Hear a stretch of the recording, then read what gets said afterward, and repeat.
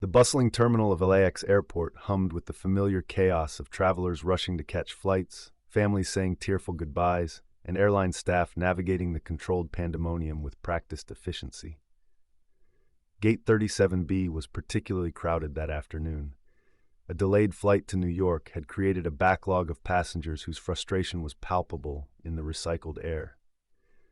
Among those waiting was a man who seemed remarkably unbothered by the delay. Dressed in a well-worn black t-shirt, faded jeans, and boots that had clearly traveled many miles, he sat quietly reading a paperback novel, seemingly content in his bubble of solitude despite the surrounding commotion. His longish dark hair occasionally fell across his face, prompting him to tuck it behind his ears in an absent-minded gesture as he turned the pages. There was nothing particularly attention-grabbing about him, and perhaps that was precisely what he preferred. A few seats away, Melissa Campbell anxiously checked her boarding pass for the 5th time. At 37, this was only her 3rd time flying and her first solo trip. The anxiety she felt had kept her awake most of the previous night, leading to extra cups of coffee this morning, which only amplified her nervousness. She shifted uncomfortably in the too small airport chair, painfully aware of how her body spilled slightly over the armrests. "Final boarding call for Flight 4157 to New York," announced the gate agent. "All remaining passengers, please proceed to the gate immediately." Melissa gathered her belongings, a small carry-on roller bag, an oversized purse, and the novel she'd been too anxious to focus on, and joined the final stragglers lining up for boarding. The quiet man folded the corner of his page, slipped his book into a worn leather messenger bag, and joined the line a few people behind her. As Melissa handed her boarding pass to the gate agent, she caught the woman's slightly raised eyebrow as she gave Melissa a once-over. It was a look Melissa recognized all too well. The subtle assessment, the barely disguised judgment. Melissa kept her eyes down and hurried through the jetway, already feeling the familiar knot of dread tightening in her stomach. The airplane cabin was nearly full when Melissa located her seat. 14C, a middle seat in a row of 3. She bit her lip nervously, seeing that the window seat was already occupied by a thin, immaculately dressed businessman who frowned slightly as she approached. Without making eye contact, Melissa stowed her roller bag in the overhead compartment and squeezed past the businessman's knees to reach her seat. "Excuse me," she murmured, painfully aware of how her hips brushed against the seats as she navigated the narrow aisle. Once seated, Melissa immediately fastened her seatbelt, relieved to find it fit, though snugly, without an extender. She arranged herself as compactly as possible, tucking her purse under the seat in front of her and keeping her arms close to her body, trying to minimize her presence. The businessman beside her sighed audibly and shifted closer to the window. Meanwhile, the quiet man from the gate had reached his seat, 14A, directly across the aisle from Melissa. He stowed his bag efficiently and settled in, offering a small nod of acknowledgement to his seatmates before returning to his book. The final passengers trickled in, and the flight attendants began their pre-flight preparations. A tall, blonde flight attendant named Kara, according to her name tag, moved efficiently through the cabin, checking that overhead bins were properly closed and seatbelts were fastened. When she reached Melissa's row, Kara paused, her practiced smile faltering slightly as her gaze fell on Melissa. "Ma'am, is your seatbelt fastened securely?" she asked, her voice carrying clearly in the cabin. Melissa nodded. "Yes, it's fastened." Kara's eyes narrowed slightly. "I need to visually confirm that, please. Could you lift your—" She paused, gesturing vaguely toward Melissa's midsection, "so I can see the buckle." Her cheeks burning, Melissa lifted the edge of her blouse slightly to reveal the securely fastened seatbelt. Rather than moving on, however, Kara frowned. "That looks quite tight. I think you'll need a seatbelt extender for safety purposes," she announced, loud enough that several nearby passengers looked up. "I'll get one for you." "No, thank you," Melissa said quietly, mortification washing over her. "It's fastened securely. I don't need an extender." Kara's smile became rigid. "Ma'am, it's airline policy that if there's any question about seatbelt fit, we provide an extender. It's for your safety and the safety of those around you." The businessman beside Melissa shifted uncomfortably. making a small sound of impatience. Across the aisle, the quiet man had looked up from his book, his dark eyes observing the interaction with quiet intensity. "Please," Melissa whispered, her voice barely audible, "the belt is secure. I checked before sitting down." "I insist," Kara replied, her voice taking on an edge of authority that brooked no further argument. "Please wait while I get an extender." As Kara walked away, Melissa sat rigidly, staring at her hands folded tightly in her lap, willing herself not to cry. The businessman beside her was now openly staring out the window, his body language communicating clear discomfort. She could feel the curious glances from surrounding passengers, their whispers barely contained. When Kara returned moments later, she held the orange seatbelt extender aloft, making no attempt to be discreet as she handed it to Melissa. "Please attach this immediately," she instructed. "We can't proceed with our departure until all passengers are properly secured." Melissa took the extender with trembling hands. "But I don't need." "Ma'am," Kara interrupted, her patience visibly thinning. "This is not a discussion. Either use the extender, or I'll need to get the head flight attendant involved." From across the aisle, a calm, measured voice spoke. "Excuse me." All eyes turned to the quiet man in 14A, who had closed his book and was now regarding Kara with a steady gaze. "The lady's seatbelt is fastened securely," he said. "I was sitting right here and saw it clearly. There's no need for an extender." Kara turned her attention to him, her professional smile returning instantly. "Sir, I appreciate your concern, but this is an airline safety procedure that I'm required to enforce." "Is it?" he asked, his voice remaining gentle but carrying a hint of steel beneath the surface. "Because I've flown this airline many times, and I've never seen a flight attendant insist on an extender when a passenger's belt is already securely fastened." Kara blinked, momentarily thrown off her script. "Well, it's my judgment call as a safety professional, and I've determined." "That's interesting," the man continued, "because from where I'm sitting, it looks like your judgment might be colored by something other than safety concerns." He leaned forward slightly. "The lady has repeatedly told you her seatbelt is fastened securely. It is visibly latched. There appears to be no legitimate safety concern here." A murmur ran through the nearby passengers. Kara's cheeks flushed slightly as she realized people were watching the exchange with interest. "Sir, I don't appreciate the implication." "I'm not implying anything," he said calmly. "I'm stating that this passenger has complied with safety requirements, and your continued insistence seems unnecessary and, frankly, humiliating for her." Melissa sat frozen, hardly daring to breathe as this stranger advocated for her. The businessman beside her had finally turned from the window, watching the exchange with undisguised interest. Kara's professional demeanor slipped further. "Sir, this doesn't concern you, and you're delaying our departure." "Actually," he replied, "I believe it concerns all of us when someone is being treated unfairly." He gestured toward Melissa. "This passenger has done nothing wrong, yet you're singling her out in a way that's causing her obvious distress."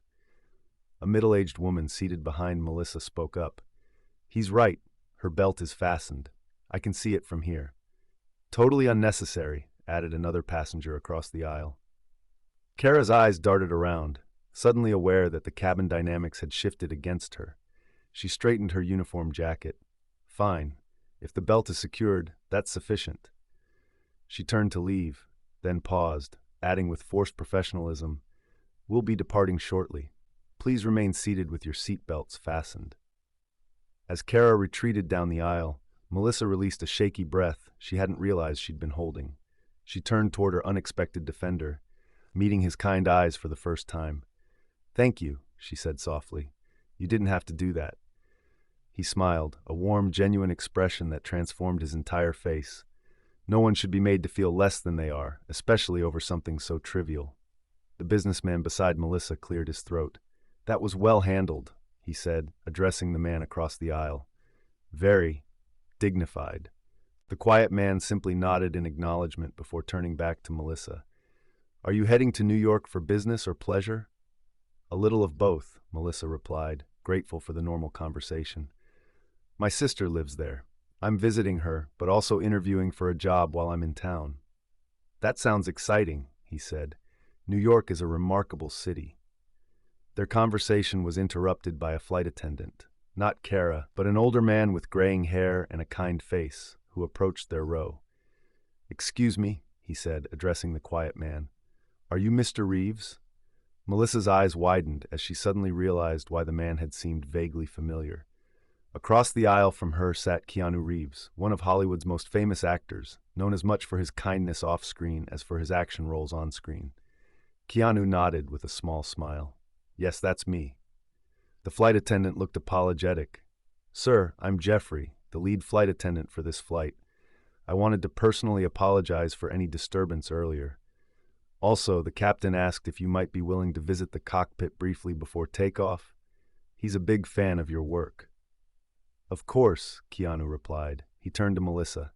"If you'll excuse me for a moment." Melissa nodded, still processing the revelation of her defender's identity. As Keanu followed Jeffrey toward the front of the plane, the businessman beside her let out a low whistle. "Well, I'll be damned," he murmured. "Keanu Reeves."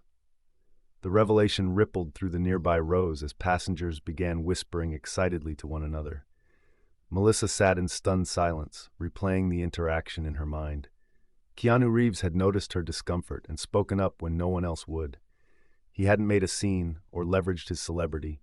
He had simply insisted on basic human decency. When Keanu returned to his seat a few minutes later, he was trailed by subtle glances and whispers from passengers who had now recognized him. He seemed unbothered by the attention, returning to his conversation with Melissa as if they were the only two people on the plane. "So, what kind of job are you interviewing for in New York?" he asked, picking up their conversation exactly where they had left off. "It's an editorial position at a publishing house," Melissa replied, still feeling slightly starstruck but drawn in by his genuine interest. "I've been working in publishing in Los Angeles for about 8 years, but this would be a big step up." "That sounds fascinating," Keanu said. "What kind of books do you work with?" As they continued talking, Melissa gradually felt her anxiety melting away. Keanu asked thoughtful questions about her work, her sister in New York, and her favorite authors. His attention never wavered, despite several passengers finding excuses to walk past their row for a glimpse of the famous actor. About halfway through the flight, Kara reappeared in their section, performing the in-flight beverage service. Her demeanor had become rigidly professional, and when she reached Melissa's row, she avoided eye contact entirely. "What would you like to drink?" she asked Melissa, her voice neutral. "Just water, please." Melissa replied quietly. Kara handed her a small plastic cup and a miniature bottle of water before turning to Keanu. Her expression softened instantly. "And for you, sir?" "I'd like water as well," he said. Then, with gentle firmness, he added, "And I think it would mean a lot to this lady if you could offer her an apology for earlier." The cabin seemed to go silent, though in reality, it was likely just the passengers in the immediate vicinity who had stopped their conversations to watch this exchange. Kara's professional mask slipped for a moment, revealing a flash of defensiveness before she glanced around at the attentive faces nearby.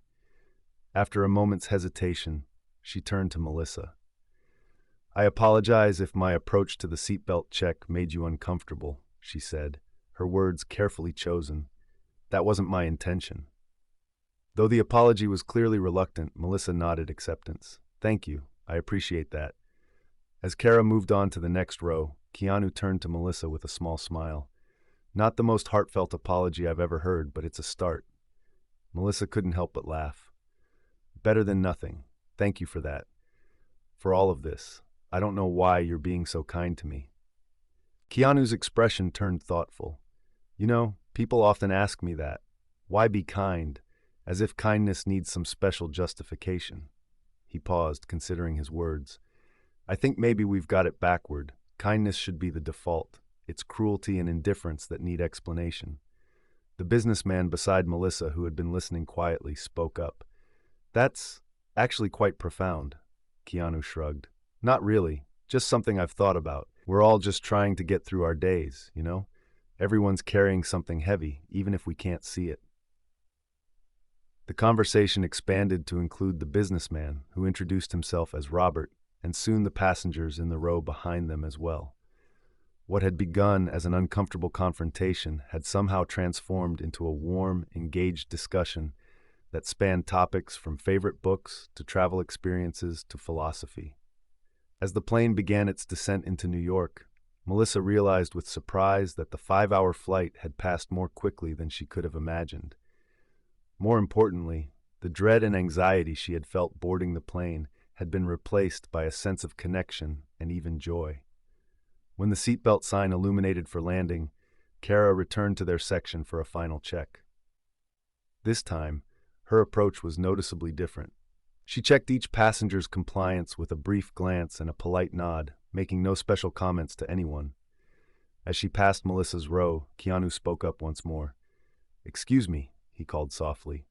Kara turned, wariness evident in her expression. "Yes, sir?" "I just wanted to thank you for your service during this flight," Keanu said, his voice sincere. "It can't be easy managing all these different personalities at 30,000 feet. Surprise flickered across Kara's face, followed by a moment of genuine reflection. "Thank you," she replied, and for the first time her professional smile seemed to reach her eyes. "That's actually very nice to hear." As she continued down the aisle, Melissa turned to Keanu with a questioning look. "After how she treated me, you're thanking her?" Keanu's response was measured. "Holding people accountable doesn't mean we have to withhold basic courtesy. I think she knows she was wrong earlier. Maybe this reminder that she's seen as a whole person will help her see others that way too." The plane touched down smoothly at JFK Airport, and as passengers prepared to disembark, the atmosphere in their section remained notably warmer than the usual rush to exit. Robert, the businessman who had initially seemed so uncomfortable sitting next to Melissa, now helped her retrieve her carry-on bag from the overhead compartment. "Good luck with your interview," he told her with genuine warmth. "Based on our conversation, they'd be lucky to have you on their team." As passengers began filing toward the exit, several paused to speak briefly with Keanu, who acknowledged each interaction with genuine warmth, but kept the exchanges brief and low-key. When it was their row's turn to exit, Keanu gestured for Melissa to go ahead of him. "After you," he said with a small smile. In the jetway, away from the confines of the airplane cabin, Melissa turned to Keanu. "I don't know how to thank you properly," she said.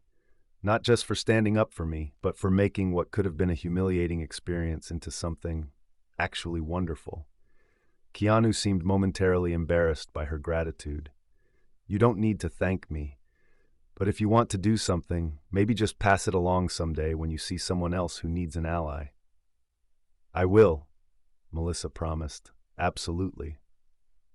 They walked together through the terminal, continuing their conversation about books and New York until they reached the baggage claim area, where Melissa's sister would be waiting and Keanu's driver would be picking him up. "Well," Keanu said, pausing near the exit to baggage claim, "I guess this is where we part ways."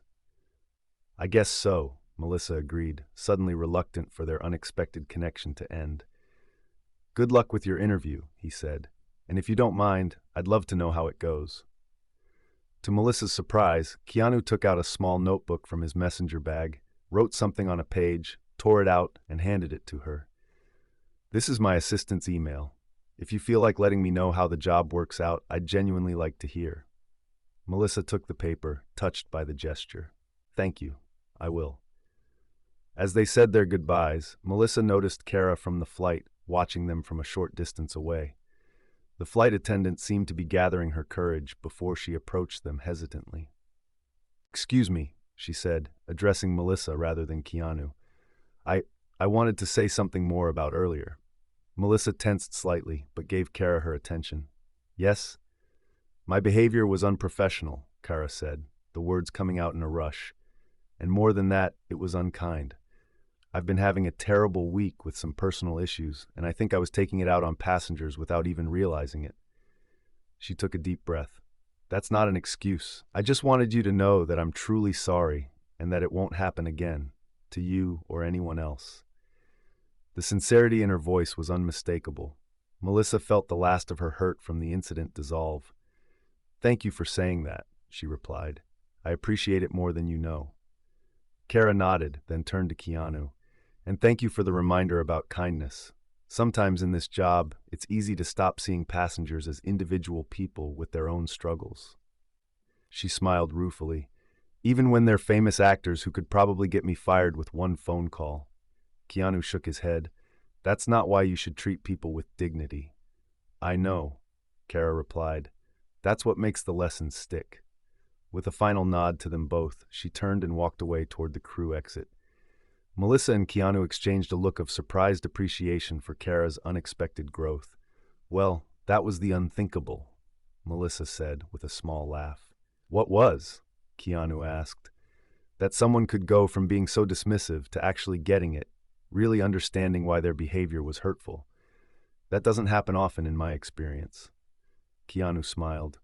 People can surprise you sometimes, in good ways as well as bad. They said their final goodbyes, and as Melissa walked toward the baggage claim where her sister would be waiting, she felt a lightness that went beyond the relief of having completed her flight.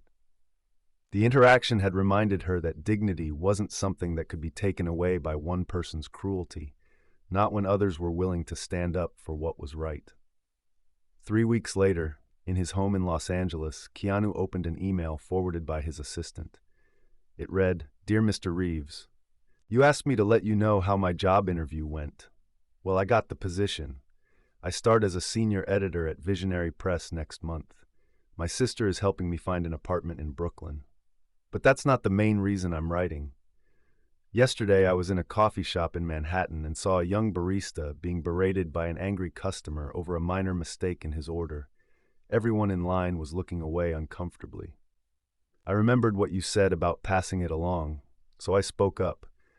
I told the customer that mistakes happen and suggested that perhaps a little patience would go further than anger. To my surprise, the man actually calmed down and apologized to the barista. Afterward, the young woman thanked me with tears in her eyes. She told me it was her first week on the job, and she'd been ready to quit after that interaction. So thank you, not just for what you did for me on that flight, but for the ripple effect it's created. You were right about kindness being the default. I'm trying to live that way now. Wishing you all the best." Keanu smiled as he finished reading, taking a moment to appreciate how a small act of standing up for someone had created its own chain reaction of kindness. He typed a brief reply. "Dear Melissa, congratulations on the job. New York is lucky to have you. And thank you for sharing that coffee shop story. We never really know how far the ripples will travel when we drop a stone in the water, do we? Wishing you joy in your new adventure." As he hit send, Keanu reflected on the encounter that had begun with tension and ended with connection. In a world that often seemed designed to divide people by status, appearance, or circumstance, perhaps the most revolutionary act was simply to see others clearly and stand beside them when they needed it most. It wasn't heroic, it wasn't unthinkable. It was just being human in the fullest sense of the word, something everyone could choose every day in ways both large and small.